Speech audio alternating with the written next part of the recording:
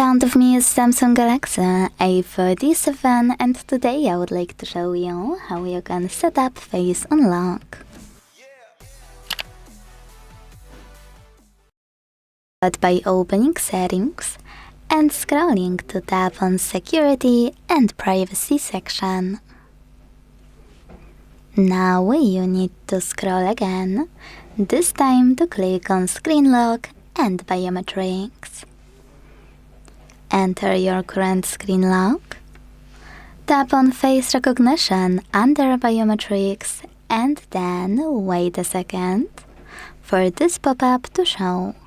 When it does, hit Continue, tap on Register and keep your face in frame following all of the instructions from your screen. When you're done, manage all of those options however you wish, but make sure this switch on next to Face Unlock is blue. Without it, you won't be able to unlock your device using it.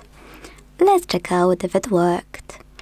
When I switch off my screen, turn it back on and look at it, I can see that Face Unlock is working properly. Thanks so much for watching. If you enjoyed this video, don't forget to leave a like, comment and subscribe. Bye!